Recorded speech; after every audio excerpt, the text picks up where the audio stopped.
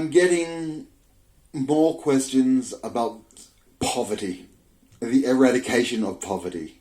It is a grand idea that I am told is ridiculous, that it is not reflected in reality.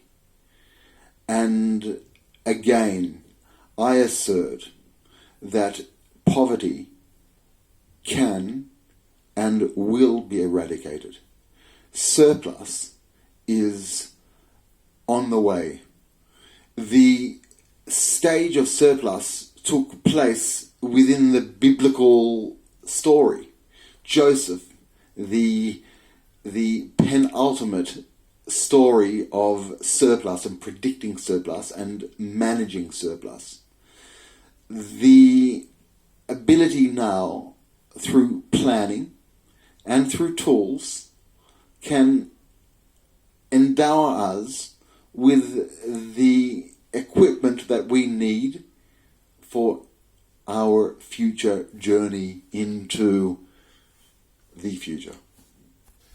I say vocational training. Vocational training being understanding one's imagination, getting in touch with what one wants, getting in touch with one's natural skills, learning some new skills, attaining some toys, some instruments, getting a saddle, getting a whip, so to speak, riding the horse, falling off, taking chances, building machinery, playing around, all the process of what children do, of playing and learning and experimenting the protocol, not of a children's game, but now of a very complex, sophisticated game.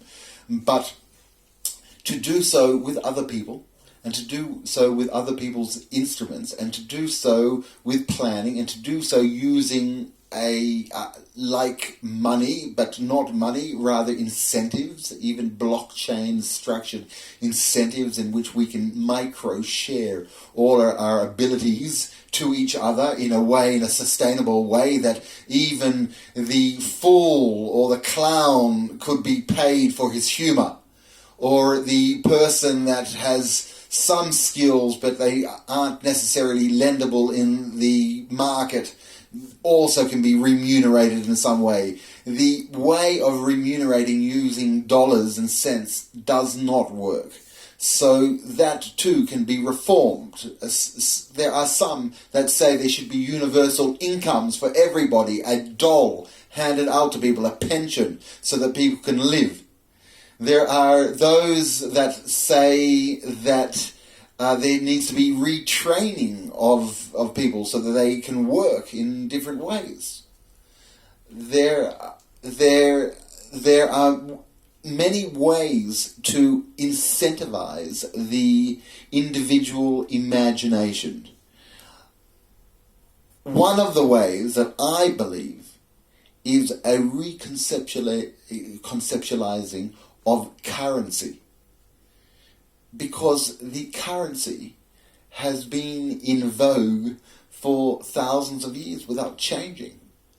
And the currency reflected a certain economic logic around commodities and using gold or silver, and then later on a dollar to measure commodities.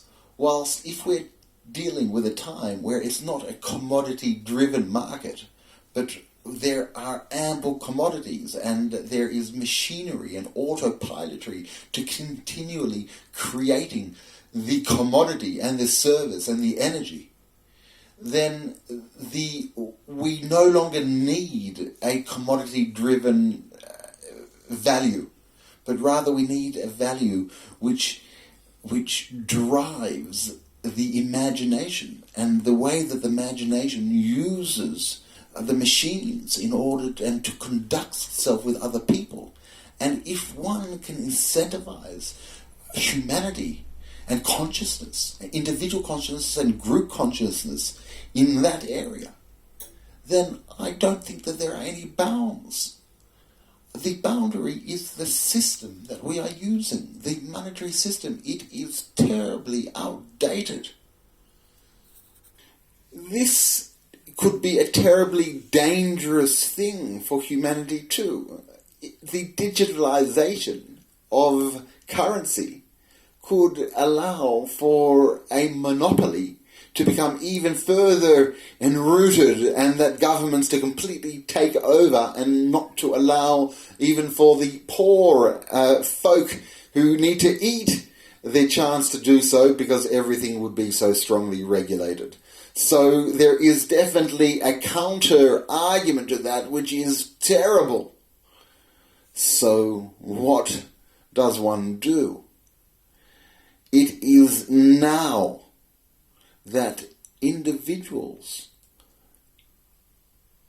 should represent each person in their field the way that they can exercise an influence on government. But how? How can you turn and fight government, such a large mass, a conglomerate of people that is beyond counting, and to navigate is difficult? One must recede into oneself and one's community, the people that one knows, the data that one sees with one's eyes and one's ears and one's smells, one's community, one's reach, where you are, and within that space to create the tools and the capacities and to sharpen one's materials and prepare the materials and enlist the materials towards changing what is greater than that. The process not of affecting government directly, but affecting one's immediate surroundings, from family to friends to associates. The animation of a community, like the revival of the dead, like the analogy of Ezekiel, will these bones rise? The community of people who are bored, who are apathetic, who are lazy, who don't have an imagination, who are lost, who are following each other. The ability to rise and to awaken the people around, to affect in a domino effect, further out reaches until it reaches, and the message that must resound to government is that poverty must be abolished. The currency can be a medium to it, but finding the solutions to civilians' personal problems, that must be the goal. And that is why I called to the Prime Minister of Israel, and I call again to the Prime Minister to follow the way to abolish poverty, first and foremost in this year particularly, by calling the Jubilee, by announcing the cancellation of debt to large anonymous financial institutions which grew wealthy due to financial manipulations which do not relate to value but relate to politics. The calling of the Jubilee would be an apt solution and redress to the poverty of nation, people, circumstances which cause people to fall into debt, and because of those circumstances cannot get out, not necessarily because of the absence of skills, but because of circumstance. That combined, the cancellation of debt slavery, combined with the use of sophisticated high-tech instruments, there should be no reason why people freed, given an expansive horizon to explore, trained with great instruments, and with the ability to use materials which we have plenty of. That orchestration together, there is no excuse for poverty anymore. It is just a lack of logistics or imagination.